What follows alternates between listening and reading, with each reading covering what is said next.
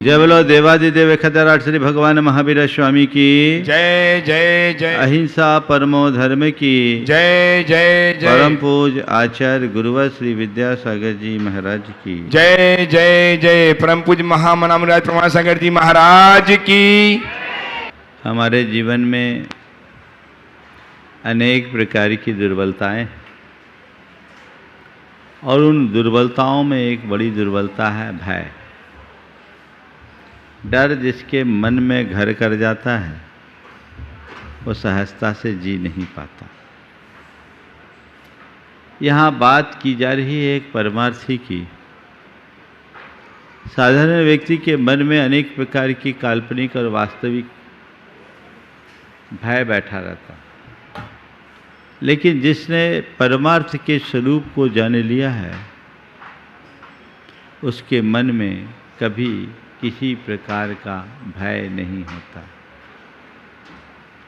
भय मुक्त चेतना का विकास जीवन की एक बहुत बड़ी उपलब्धि।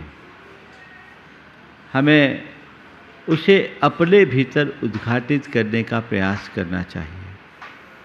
सम्यक दर्शन के अंगों की चर्चा और उसमें पहला अंग निशंकित अंग है। उसका स्वरूप बताते हुए आचार्य कुंद ने कहा, सम्मा दिट्ठि जीवा निशंका होन्ति निर्भयातेन सत्य भय विप्प मुक्का जम्हा तम्हा दुनिशंका। सम्यक दृष्टि जीव निशंक होते हैं, इसलिए वे निर्भय होते हैं। चूँकि वे 7 भयों से मुक्त होते हैं, इसलिए निशंक है। कुल मिलाकर बात केवल इतनी सी है, जहाँ शंका है वहाँ भय है, और जहाँ आशंका है निशंक है वहाँ अभय है। कल मैंने बात की थी श्रद्धा अश्रद्धा, श्रद्धा भय अभय। आज पुनः उसी बात को हम बढ़ा रहे हैं। मन का विश्वास हमें कितना निश्चिंत करता है। किसी भी क्षेत्र में, चाहे वो लौकिक हो या लोकोत्तर, जहाँ विश्वास है, श्रद्धा है, वहाँ निश्चिंतता है। और जहाँ शंका है, संशय है, संदेह है, वहाँ हमेशा खटका है। कल मैंने बात की कि हमें जो भी भय होता है वो एक प्रकार की शंका की परिणति है, और यह शंका मोह भाव या राग भाव के कारण प्रकट होती है। हमें डर है कितने प्रकार का, तो कल बताया गया 7 प्रकार का भय। आम जनों को 24 घंटा हीनाधिक रूप से सालता रहता है। किसी के जीवन में किसी प्रकार का भय, किसी के जीवन में किसी प्रकार का भय, किसी के जीवन में किसी प्रकार का भय। आज मैं उन भयों की चर्चा करके आपसे बताऊंगा कि ये भय शंका के कारण कैसे पनपते हैं और श्रद्धा के कारण इन भयों से कैसे मुक्त हुआ जा सकता है। सबसे पहले इहलोक भय को हम लेते हैं। इहलोक अर्थात लोक से संबंधित भय। इस लोक में भय, इस लोक में, इस लोक से भय। कोई व्यक्ति का भय या लोक में ऐसा कुछ घट जाए जो हमारे लिए तकलीफ दे हो, ये मन की एक आशंका है जिससे डर होता है, चाहे वो चेतन हो या अचेतन। चेतन अथवा अचेतन निमित्त मुझे किसी तरीके से प्रभावित न कर दे, वो हमारे मन को भयातुर करता है। किस वजह से? हमें शंका है। किसकी शंका है? मेरा कोई नुकसान न हो जाए, मुझे क्षति न पहुंच जाए। किसका नुकसान, किसकी क्षति? तो हमारे शरीर को नुकसान न पड़े, हमारी संपत्ति को नुकसान न हो, हमारे स्वास्थ्य को नुकसान न हो, हमारी संतति, हमारी संतान, हमारे परिवार को नुकसान न हो। यही सब चीज़ें हैं ना, जिनके प्रति हमारा मन हर पल आकुल व्याकुल बना रहता है, आकुलित चित्त रहता है कि इन्हें किसी भी प्रकार से क्षति न पहुँचे, इनको कोई नुकसान न हो। और साधारण प्राणी अपने शरीर, अपनी संपत्ति, अपनी संतति, अपनी जो भी उसके साथ जोड़ी हुई सामग्री है, उन सब में थोड़ी भी क्षति पहुंचती है तो उसे अपनी निजी क्षति मानकर बहुत ज़्यादा दुखी होता है। लेकिन जो सच्चा तत्वज्ञानी है, जिसके हृदय में ये श्रद्धा गहरे स्तर पर बैठ गई है कि मैं देह नहीं चेतन हूँ और अजर अमर अविनाशी शाश्वत आत्मा हूँ, तो जो मैं हूँ वो शाश्वत हूँ, जो मेरा है वो शाश्वत है, उसमें न कुछ पाने जैसा है न कुछ खोने जैसा है, उसे न कोई बना सकता है, उसे न कोई मिटा सकता है, उसका न हित है न उसका अहित है, उसका न अच्छा है न उसका बुरा है, न उसका विकास है न उसका विनाश है। ये बात जिसके चित्त में गहरे बैठ जाए उसको इन सब चीजों से कोई प्रभाव होगा? क्यों? जो हो रहा है वो तो मैं हूं ही नहीं, है ना? तो स्वरूप का बोध या स्वरूप का श्रद्धान हमें ईलोक भय से मुक्त कर देता है। आप लोग पिक्चर देखते हैं, पिक्चर में कई तरह के दृश्य होते हैं, भयानक, सामने वाले को मारा जा रहा है, देखकर लोगों को डर लग रहा है, पर उस अभिनेता के अंदर आपको कुछ लगता है क्या? हाँ? क्यों नहीं? क्यों नहीं? क्योंकि उसको पता है ये रियल नहीं है, रोल है। रियल में तो कुछ होना ही नहीं ना। बस संत कहते हैं अपनी रियलिटी को जानो। जो रियल है वो शाश्वत है और जो रोल है वो पल पर बदलता है। जो रोल को ही रियल मान लेते हैं वो जिंदगी भर रोते रहते हैं, और जो रोल और रियल के भेद को समझ लेते हैं कुछ भी हो जाए उन्हें कुछ फर्क नहीं पड़ता। क्या मेरा रोल है और क्या रियल है इसे समझो। जो वास्तविक है उसे पहचानो, उसकी श्रद्धा करो। हम लोग कह देते हैं, क्या कहते हैं?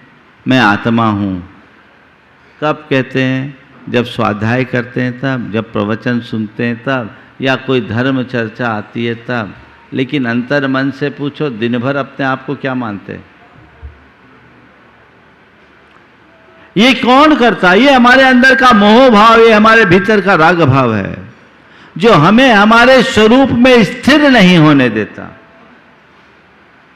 वो डराता है उसी कारण कि मुझे इलोक में कोई नुकसान ना पहुंच जाए। अरे जब तेरा नुकसान हो ही नहीं सकता तो फिर नुकसान कैसा?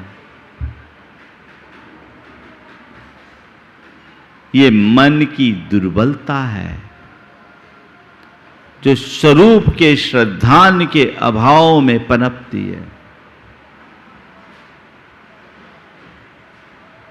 सेठ सुदर्शन के ऊपर इतना भयानक उपसर्ग हुआ,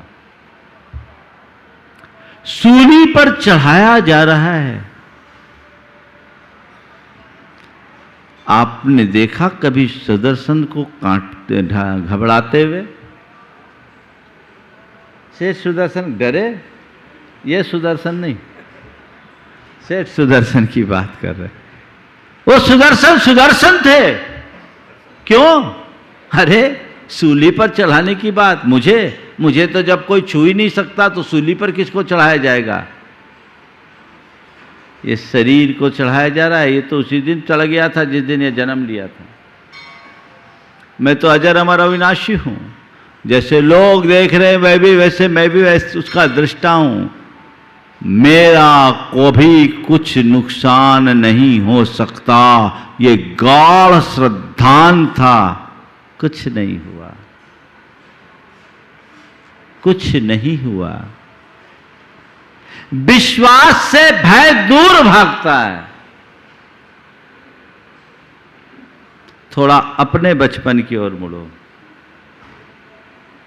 जब साइकिल चलाना शुरू किए हों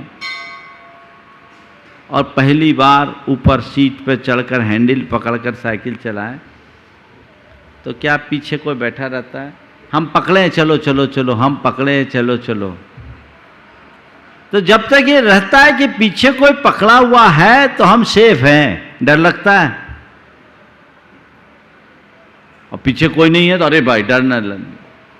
तो शुरुआत में व्यक्ति के मन में डर लगता है कि कोई नहीं है, लेकिन पीछे किसी का सपोर्ट है, हाँ है, कोई भरोसे का आदमी है, तो कोई डर नहीं।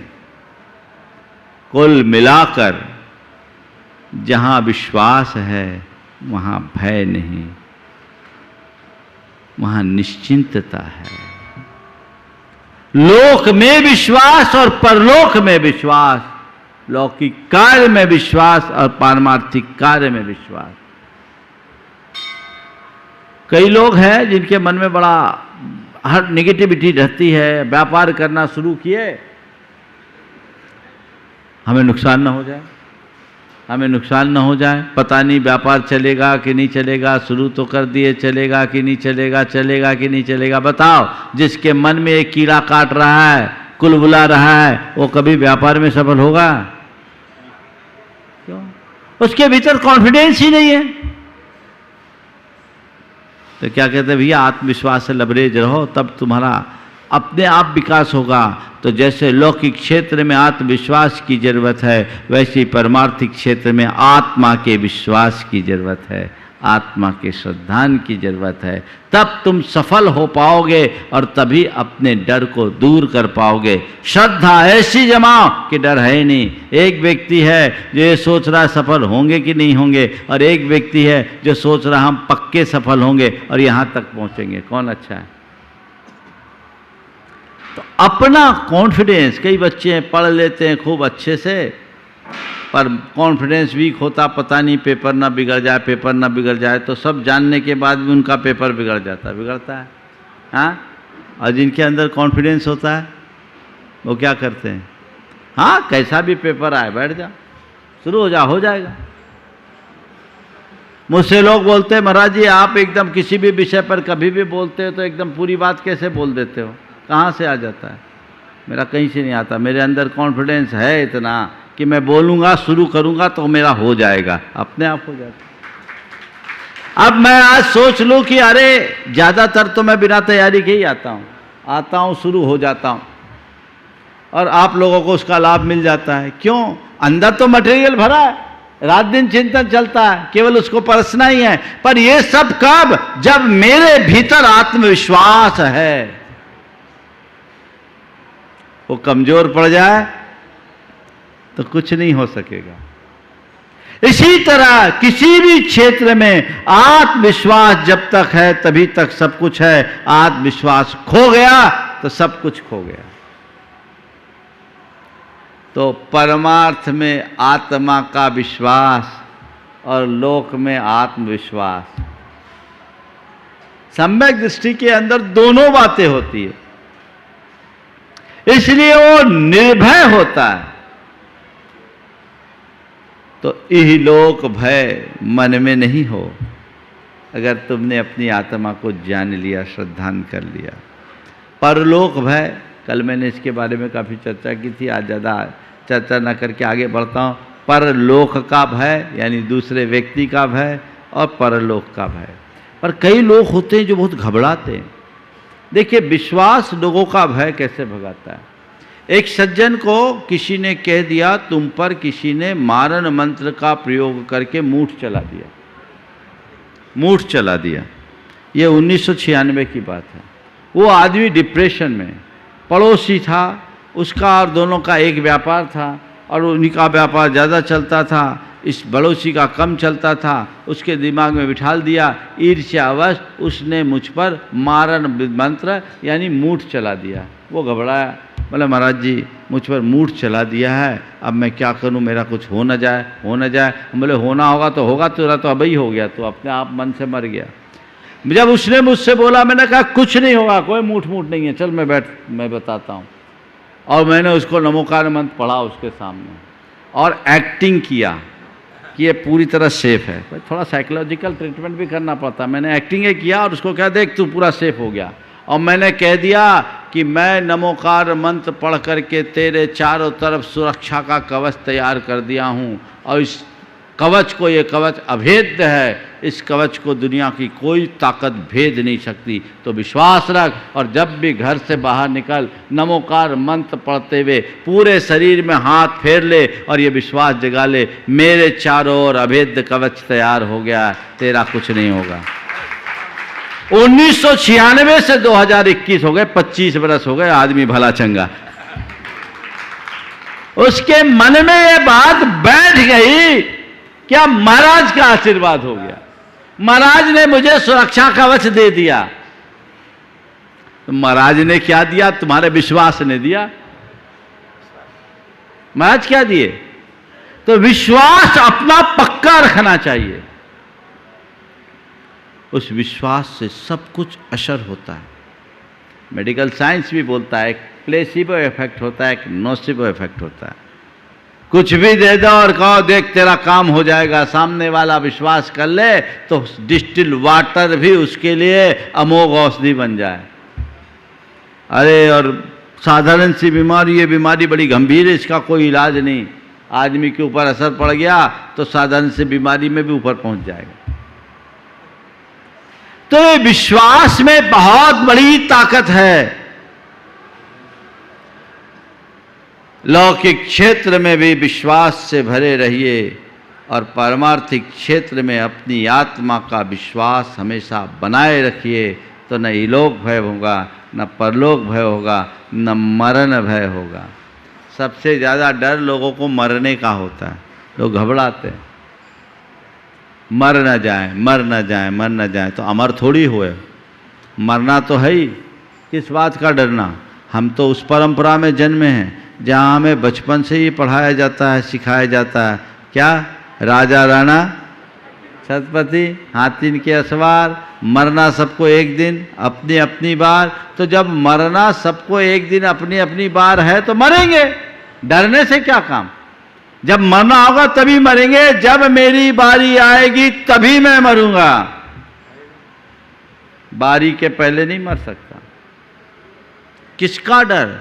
श्रद्धान पक्का रखो, जब तक मेरी आयु है मुझे कोई हिला नहीं सकता, और आयु पूरी होने के बाद कोई जिला नहीं सकता। देखो आयु का संयोग कैसा होता है। 2 उदाहरण बता रहा हूँ, एक सागर की और एक जबलपुर की।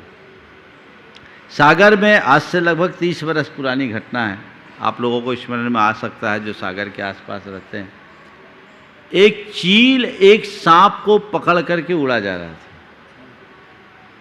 चील अपने पंजे में सांप को पकड़ करके उड़ा जा रहा था। अचानक रेलवे क्रॉसिंग पर फाटक बंद हुआ, लोग रुके, उस चील को देखने लगे। इसी बीच एक युवक स्कूटर से था, वो अपना एक पैर नीचे रखकर उस चील को देखा। इसी मध्य चील के पंजे से वो सांप छूटा। सांप गुस्से में था, वो युवक के पैर में डंस मारा। हाँ, पैर में डंस मारा, और इसी बीच चील वापस आया, उतनी भीड़ में उस सांप को उठा के ले गया और युवक ऑन स्पॉट चला गया कुछ ही मिनटों। अब बोलो ये क्या है? ये क्या है? उस व्यक्ति की मृत्यु उसी के निमित्त से होनी थी, और सांप का इसी निमित्त से उतनी देर के लिए चील के पंजे से छूटना था। वो अपना काम किया और चला गया। बोलो किसका डर? और मैंने सुना है जबलपुर में एक व्यक्ति के पूरे शरीर में घाव और दुर्गंध, और वो कोई उसको पूछने वाला नहीं था, लावारिस जैसा था। किसी ने उसे कहा ऐसे करने की जगह जहर का इंजेक्शन दे दिया कि मर जाए, कहा भोग ना पाए, इस वेदना से तो बच जाएगा। पर विषस्य विषमौषधम, वो जहर उसके लिए अमृत का काम कर गया और उसके सारी बीमारी ठीक हो गई। अब बोलो क्या हो गई? अब क्या कहोगे इसको? श्रद्धान पक्का रखो। अभी 3 साल पहले एक परिवार शिमला गया, उनके साथ उनका 2 साल का बच्चा था। वो एक घाटी में बच्चा हाथ से छूटा और 250 फुट नीचे गहरी खाई में गिर गया। ऊपर से 250 फुट गहरी खाई में गिरा और संयोग एक झाड़ी में अटक गया। इन लोगों का तो एकदम स्तब्ध रह गए, क्या करें। जब गए तो बच्चे को एक खनोच भी नहीं आई। अब बोलो क्या करोगे? हमने कहा हनुमान की कथा चरितार्थ हो गई। उस बच्चे को एक खरोंच तक नहीं आई। किसका डर? हाँ, भुज में भूकंप आया था तो मां तो मर गई और बच्ची 3 दिन तक जिंदा रह निकल गई। बोलो ये क्या है? इसलिए डरना नहीं, सतर्क रहना। आत्मा के स्वरूप का विश्वास जगते ही, श्रद्धान जगते ही सारा भय भाग जाता है। इधर आत्मविश्वास रखो, इधर आत्मा का विश्वास रखो। डर नहीं होगा, न इलोक का, न परलोक का, न मरण का, न वेदना का। बीमारी न हो जाए, ये बड़ी बीमारी है। मैं आप सबसे कहता हूं, कितने भी बीमार हो अपने आप को बीमार मत मानो, क्योंकि बीमार तन के 100 इलाज हैं, बीमार मानसिकता का कोई इलाज नहीं। तन की बीमारी को कभी मन पर हावी मत होने दो। आज से कुछ वर्ष पहले मैं मैनपुरी में था, मैनपुरी उत्तर प्रदेश में, 2002 की बात है। एक सज्जन आए, उन्होंने कहा महाराज जी आपकी कृपा से मेरी 20 साल पुरानी बीमारी चली गई। वो वहाँ एसडीएम की पोस्ट पर थे। मैंने कहा मेरी कौन सी कृपा हो गई, मैंने तो कुछ किया नहीं, आप कभी मुझसे मिले भी नहीं। बोले महाराज मैं आपका नियमित प्रवचन सुन रहा हूँ। उस समय लाइव नहीं चलता था, सामने आके सुनते थे। मैं आपका नियमित प्रवचन सुन रहा हूँ। अब 1 सप्ताह पहले आपने एक वाक्य कहा था कि तन की बीमारी को मन पर हावी मत होने दो। महाराज ये बात मेरे हृदय में बैठ गई। मैं पिछले 20 सालों से एंजाइना के पेन से पीड़ित हूँ। एंजाइना कार्डिक की एक प्रकार से एंजाइना के पेन से पीड़ित हूँ। पीड़ित था, हूँ नहीं बोला, पीड़ित था। बहुत इलाज किया महाराज, कुछ नहीं लगा। लेकिन आपके इस वाक्य ने मेरे जीवन में चमत्कार घटित कर दिया कि तन की बीमारी को मन पर हावी मत होने दो। तन बीमार है, मन नहीं, मैं स्वस्थ हूं। महाराज जी पिछले 3 दिन से मैंने सारी दवाइयां बंद कर दी और आज मैं स्वस्थ हूं। क्या है?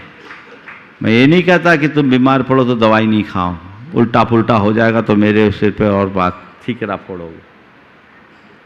दवाई लो लेकिन घबराओ नहीं। सबसे पहला इलाज मन का होना चाहिए।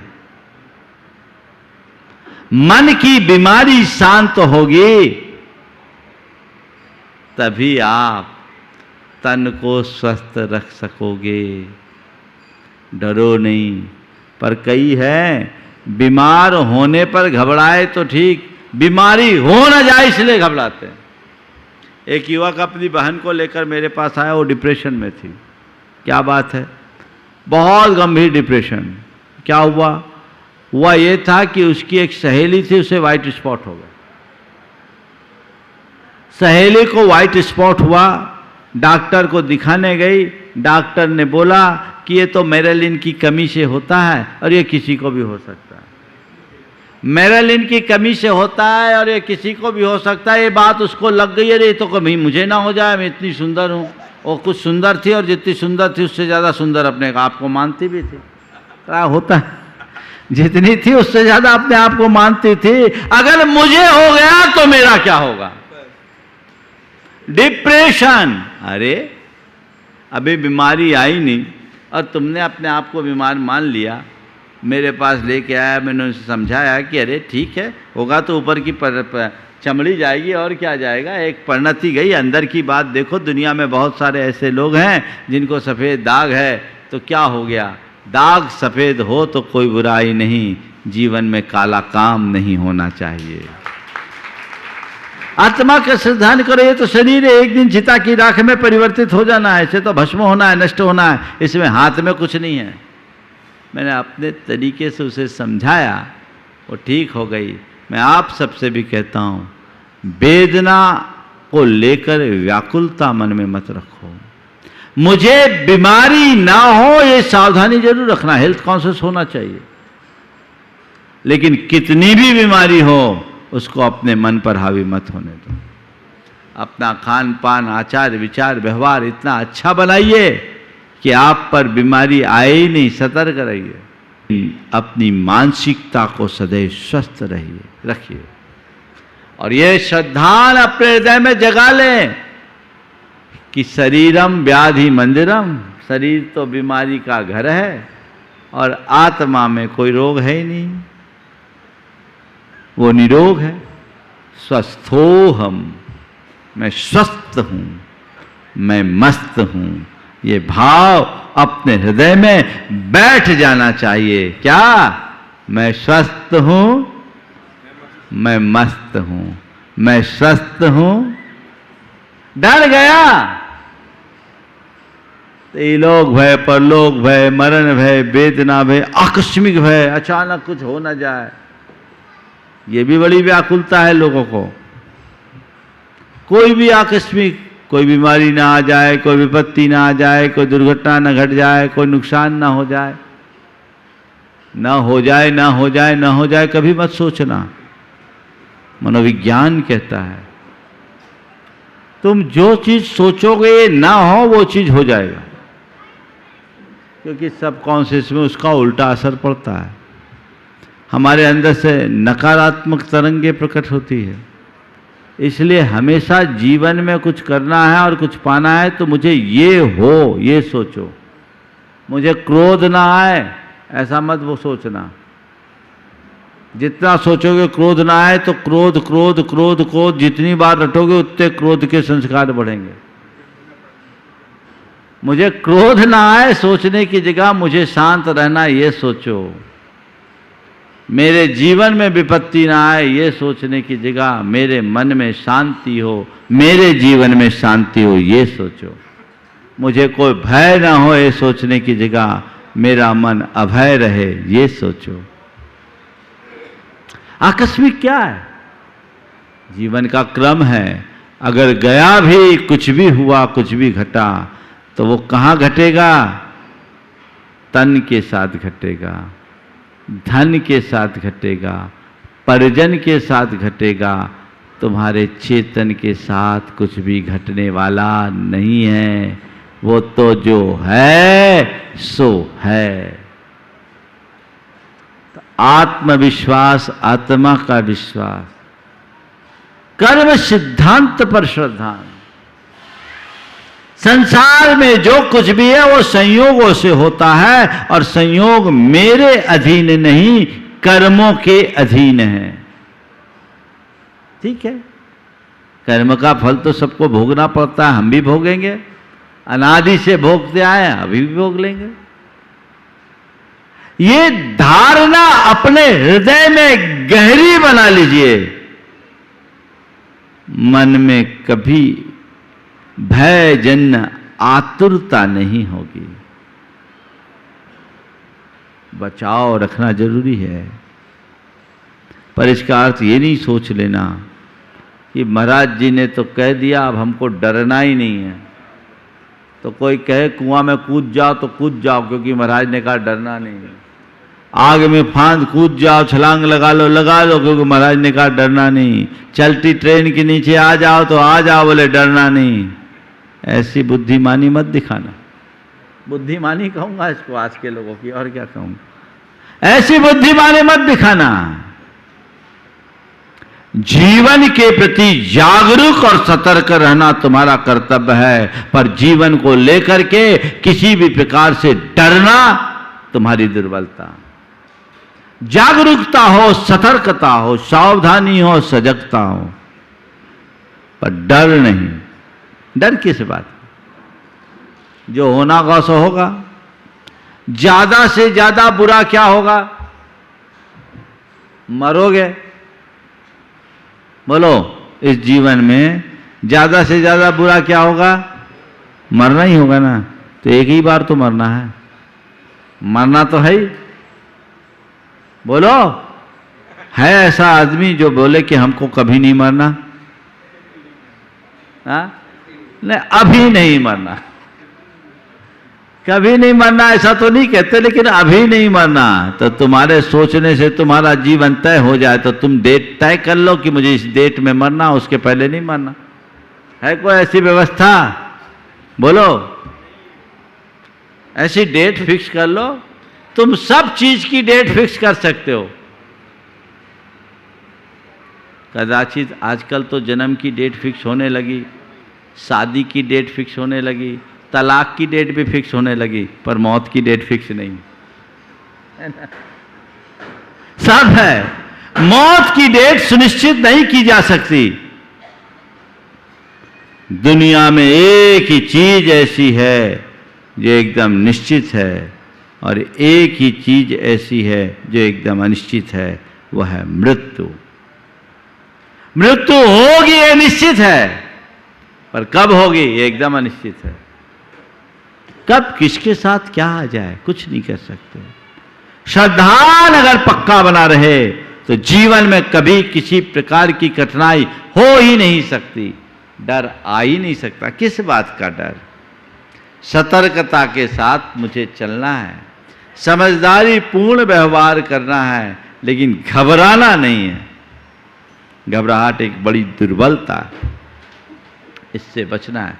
आजकल तो कई लोगों को बीमारी है घबराहट की, हार्ट बीट बढ़ जाती, बड़ी घबराहट होती है। ये एक प्रकार के डिप्रेशन के ही लक्षण है। अगर आपके अंदर ये तत्व ज्ञान हो तो आपका सारा डर पल में छूमंतर हो सकता है।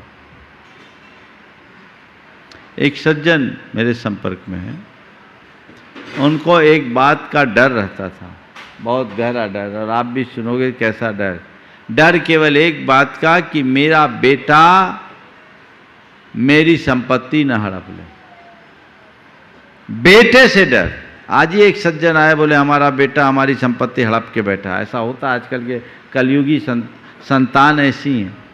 उन्हें इस बात का डर कि मेरा बेटा मेरी संपत्ति न हड़प ले। मेरे पास आया, मैंने पूछा ये बताओ मरने के बाद आपकी संपत्ति किसकी होगी?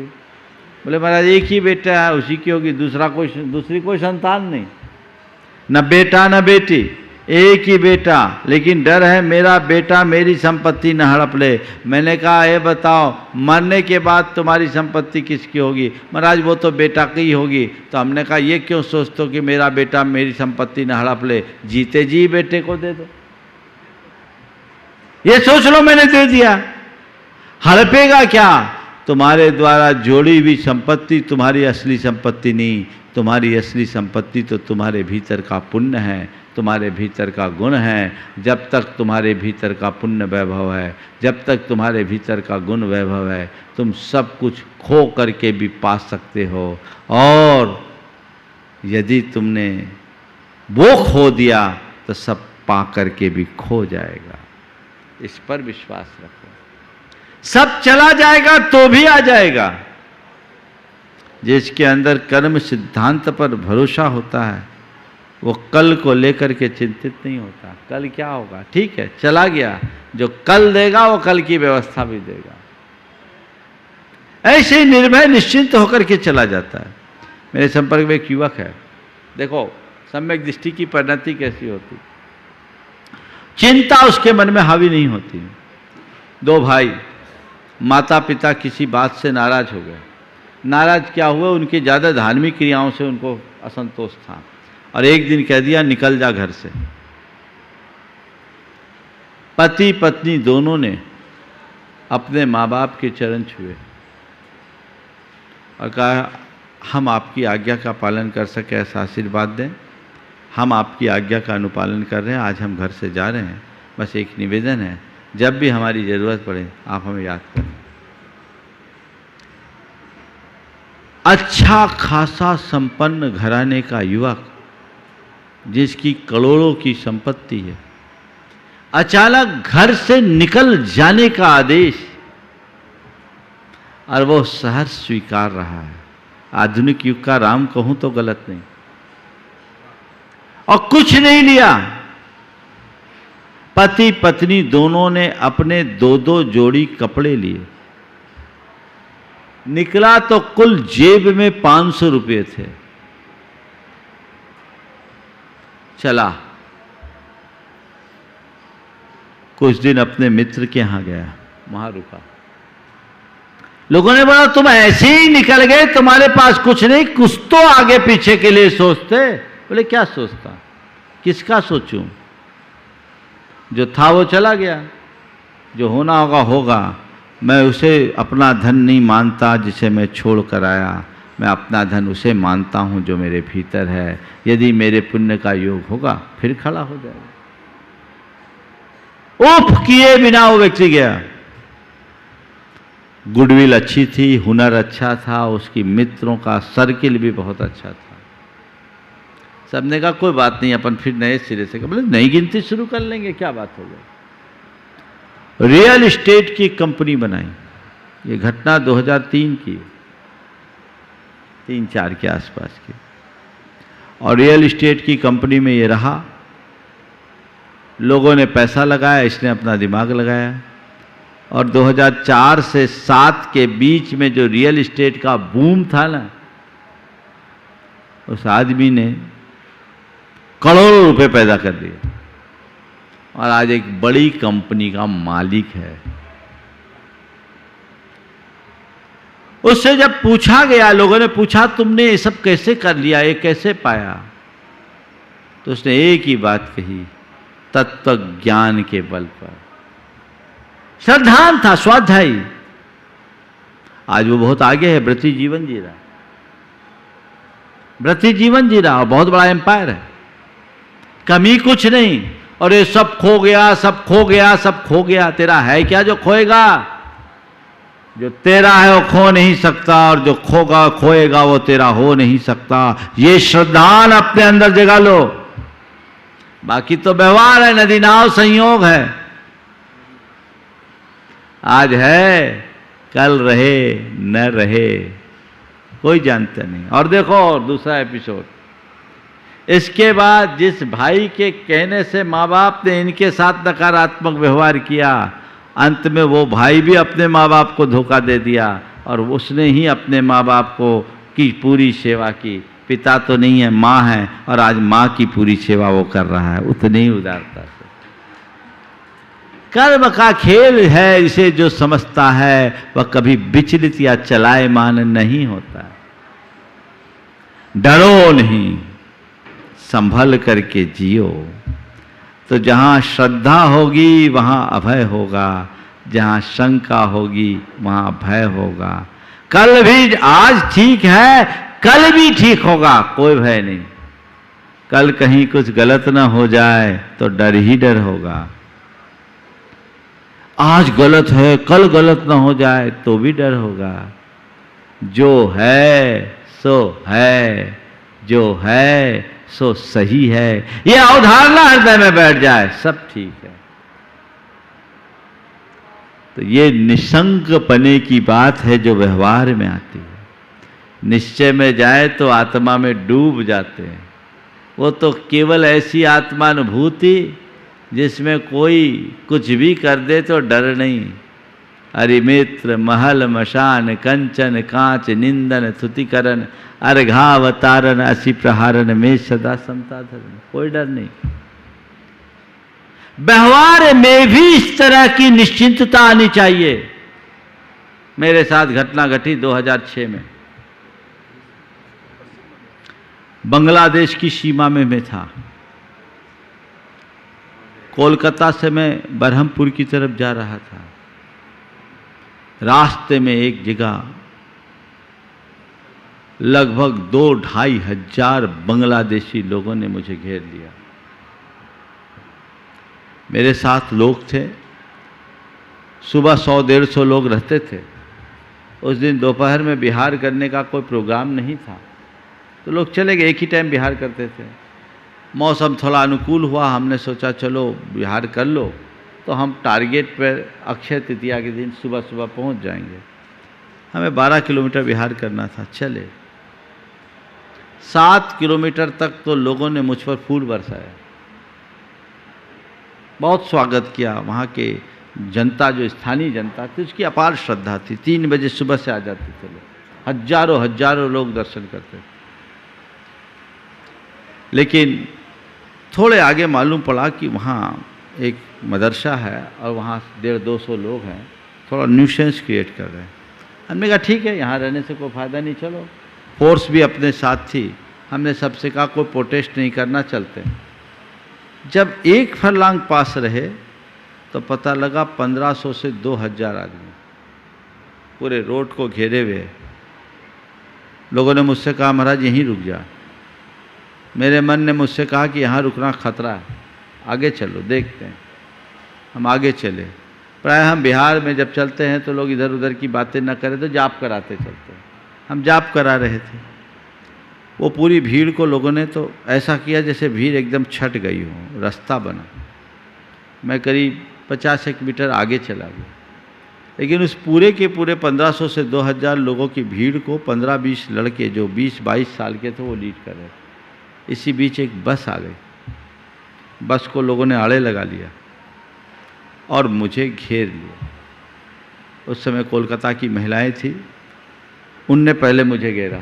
पुरुषों की एक लेयर, उसके बाद 2 लेयर महिलाओं की, और उसके बाद पुरुष। सब जितने लोग थे मुझे घेर लिया। उनके हाथ में घातक अस्त्र थे। मौत सामने थी। लेकिन उस घड़ी मेरे मन में न तो भय हुआ न क्षोभ। मैं सहज भाव से जानता और देखता रहा। मेरे मन में केवल एक ही बात आई कि इस आयु का अंत इनके निमित्त से होना होगा, तो आज जो होगा सो हो जाएगा। मेरी समाधि तो है, मैंने संक्षेप प्रत्याख्यान कर लिया था, और मेरी आत्मा को तो ये छू ही नहीं सकते। मेरे मानस में एक ही गाथा आचार्य कुंद कुंद की गूंज रही थी। छिज्जदुआ भिज्जदुआ अहो जादू विपलयम जम्मा तम्मा गच्छदु तहा विना परिग्रहो मध्य। छिद्दुआ भिज्जदुआ निज्जदुआ अहो जादू विपलयम जम्मा तम्मा गच्छदु तहा विना परिग्रहो मध्य। ये मेरा है ही नहीं, मुझे ये छू ही नहीं सकते। मुझे मारने के तो सवाल नहीं। मैं तो शुद्ध आत्म तत्व हूं। सहज साम भाव में मैं था, डर नहीं। अरे अब क्या होगा, अब क्या होगा। हालांकि हल्की सी चोट आई, सिर में चोट आई, पूरी कहानी अलग है, पर उस मूवमेंट में भी मेरा मन विचलित नहीं हुआ। किसके बल पर? आत्मश्रद्धान के बल पर। तो बहुत बड़ी ताकत है, व्यवहार में वो घटित कर सकते हैं। और जो ध्यान में है उनके लिए तो कोई कितना ही बड़ा उपसर्ग कर दे कुछ नहीं होता। उनके लिए कहते सम्मा दिट्ठी जीवा निशंका होंति निभयाति न सत्य भय। जो चत्तारी विपाए छिंद दिकम बंध मोह करे सो निशंको चेदा सम्मा दिट्ठी मुने यब्बो मिथ्यात असंयम कसायर योग। ये जो चारों पाद हैं कर्म बंध को करने वाले, इसको जो छेद देता है वो निशंक होता है। यानी जब तक मोह और राग भाव तुम्हारे हृदय में प्रबल बने हुए हैं तब तक डर है। जिस पल तुम्हारा मोह मिटेगा, तुम्हारा राग शांत होगा, तुम्हारे अंदर का डर पूरा होगा, दूर होगा, फिर कभी हावी नहीं होगा। तो मोह भाव को पहले दूर करो, राग भाव को धीरे धीरे मंद करो, पूरे जीवन आनंद के साथ जीने में आप समर्थ हो जाएंगे। सभी के जीवन में वैसा ही आनंद हो और जीवन के परम तत्व का रस ले सके, इस भाव के साथ मैं यहीं पर विराम ले रहा हूँ। बोलिए परम पूज्य आचार्य गुरुवर श्री विद्यासागर जी महाराज। जय बोलो देवादिदेव खदराट श्री भगवान महावीर स्वामी की जय हो। अहिंसा परमो धर्म की जय हो। परम पूज्य आचार्य गुरुवर श्री विद्यासागर जी महाराज की जय हो। बोले परम पूज्य गुणायतन प्रणेता मुनिवर श्री प्रमाण सागर जी महाराज की। हमारे मन में नित्य प्रति कुछ न कुछ इच्छा प्रकट होते रहती है। मन में पनपने वाली ये इच्छा या वांछा हमें असहज बनाती है। जब भी मन में कोई इच्छा प्रकट होती है, हम उसे पूर्ण करने के लिए आतुर हो उठते हैं, और जब तक उसकी पूर्ति नहीं होती हमारी आतुरता बढ़ते जाती है, और पूर्ण हो जाने के बाद हमारे मन में दूसरी इच्छा स्थान बना लेती है। हम उसे पूरी करने का प्रयास करते हैं, जब तक पूर्ण न हो परेशान होते हैं, और पूर्ण होते ही फिर तीसरी इच्छा अपना स्थान बना लेती है। ये हमारे मन में पलने वाली इच्छाओं की परिणति है, और जिसके हृदय में जितनी प्रबल इच्छा आकांक्षा है वो उतना अधिक परेशान है, और जिसके मन में जितनी वांछा की कमी है वो उतना निश्चिंत। धर्म की साधना अध्यात्म की साधना है, जो कहती है कि अपने अंदर की आकांक्षाओं को मंद करो और यथार्थ देखा जाए तो आकांक्षाओं से ऊपर उठो, क्योंकि जब तक आकांक्षा है तब तक बंध है, और जब तक बंध है तब तक द्वंद्व है। आकांक्षा के मुक्त होने पर ही आनंद है। आज बात सम्यक दर्शन के दूसरे अंग की है। पहले हम आचार्य कुंद कुंद के शब्दों को देखें, फिर आगे की बात करें। जोदुन करे दिकंखम चेदा, जोदुन करे दिकंखम कम्म फलेषु सब धम्मेषु, सो निकंखो चेदा सम्मादिठी मुने अब्बो। जो चेतना, जो चेतन आत्मा कर्म फलेषु, कर्म के फलों में कोई कांक्षा नहीं रखता, और सब धम्मेषु, जगत के समस्त धर्मों में जिसकी कोई कांक्षा नहीं है, वही निष्कांक्षित अंग का धनी सम्यक दृष्टि जानना चाहिए। निष्कांक्षा शब्द ही अपने आप में अपना अर्थ को प्रकट कर रहा है। जिसके मन की कांक्षाएं निकल गई वो निष्कांक्षित, जिसके मन में कोई चाह नहीं वो निष्कांक्षित। अब आप सब लोग बड़ी दुविधा में फंस गए होंगे कि महाराज हमारे हृदय में तो चाह की बाढ़ है, फिर तो हमारा सम्यक दृष्टियों में कोई स्थान ही नहीं होगा, है ना।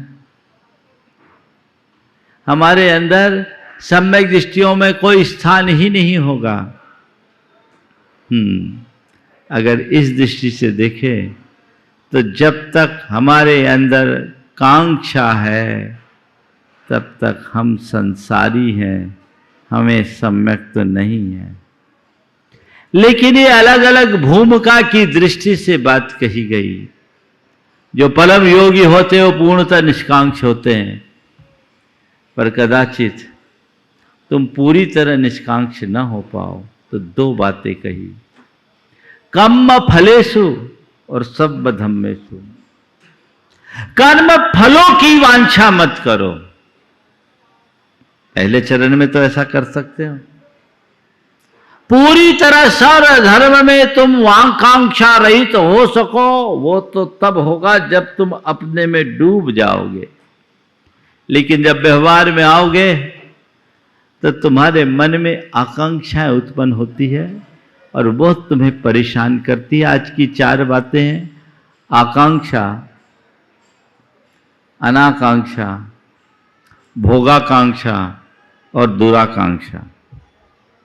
एक और आकांक्षा, एक और अनाकांक्षा है, और बीच में भोगाकांक्षा और दुराकांक्षा है। तुम्हारे मन में आकांक्षाएं हो रहेगा।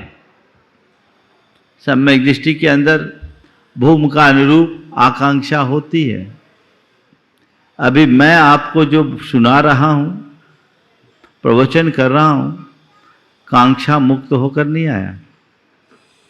मैं भी किसी आकांक्षा से भर करके आपको उपदेश देने आया हूं।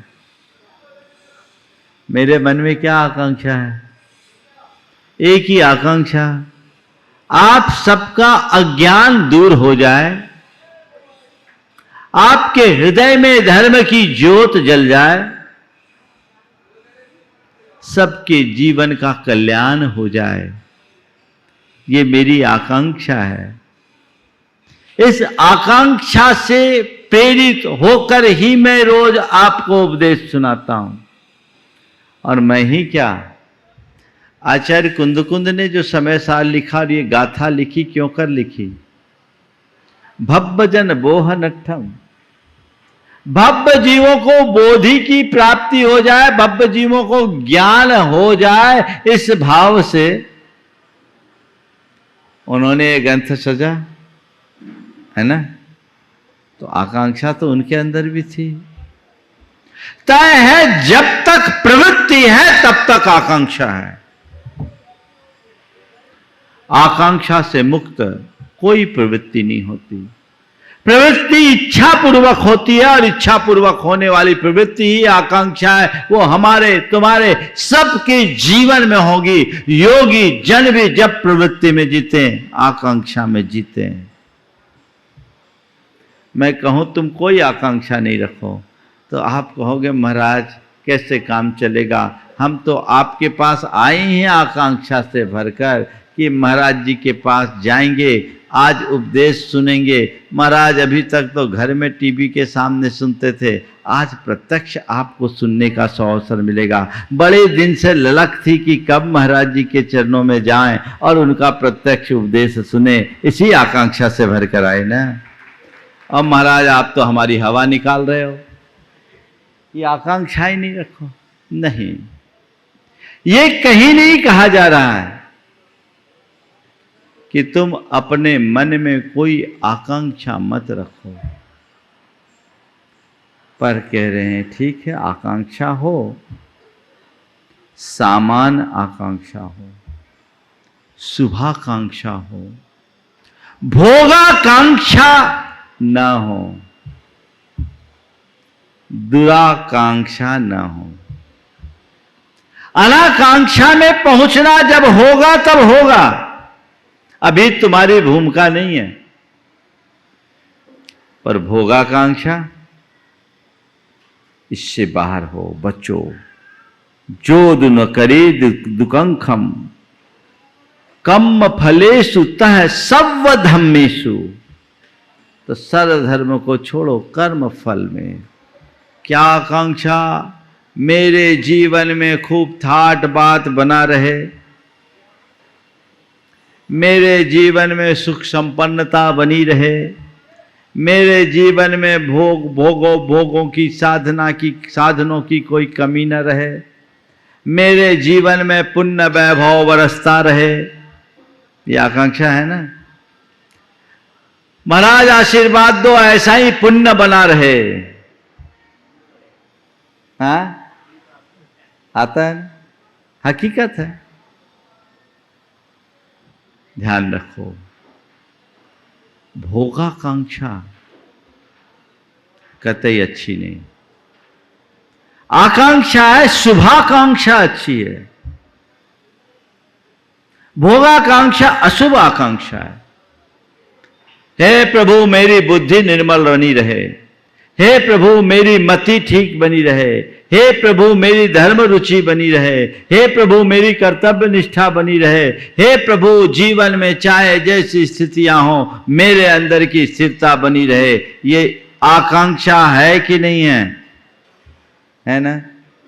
पर ये कौन सी आकांक्षा है? शुभाकांक्षा है। ये कौन सी आकांक्षा है? शुभाकांक्षा। इस आकांक्षा में कठिनाई नहीं। ये आकांक्षा हमारे लिए वैसे बेचैन नहीं बनाती, लेकिन मुझे खूब भोगोपभोग के साधन मिले,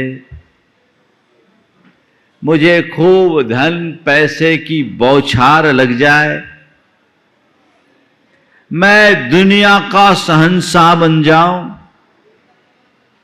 सारे लोग मेरे चरणों में न्योछावर हो जाए। ये कौन सी आकांक्षा है? भोगाकांक्षा। महाराज जी घर गृहस्थी में रहते हैं तो ये सब तो सोचना ही पड़ता है। आप कहते हैं ये सब बिल्कुल मत सोचो, तो महाराज कहाँ प्रैक्टिकल है? ये सब तो सोचना ही पड़ता है। सोचिए, मैं थोड़ी बोल रहा हूँ, पर अपने मन को टटोल कर देखिए कि जीवन की स्थिति अच्छी कब होती है? जब मन में कोई आकांक्षा पनपती होती है तब, या जब मन आकांक्षा मुक्त होता है तब। तो क्या चाहिए? आनंद, सहज तृप्ति। तो अपने आप को आकांक्षा से मुक्त रखने का अभ्यास करें। आकांक्षा मुक्त जीवन जीने के अभ्यासी बने।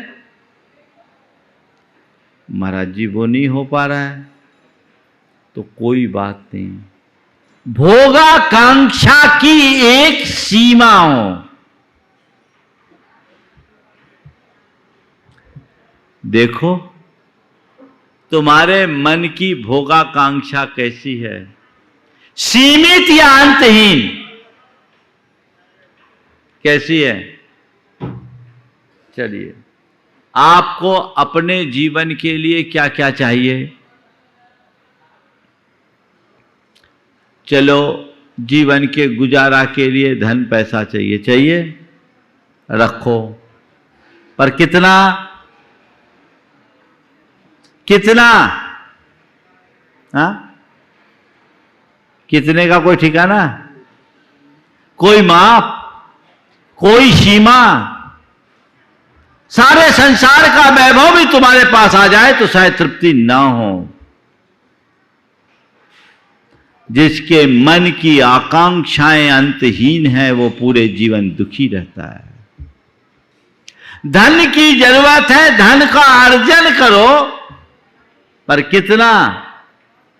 जितने में तुम्हारा काम चल जाए उतना, जितना जरूरी है उतना।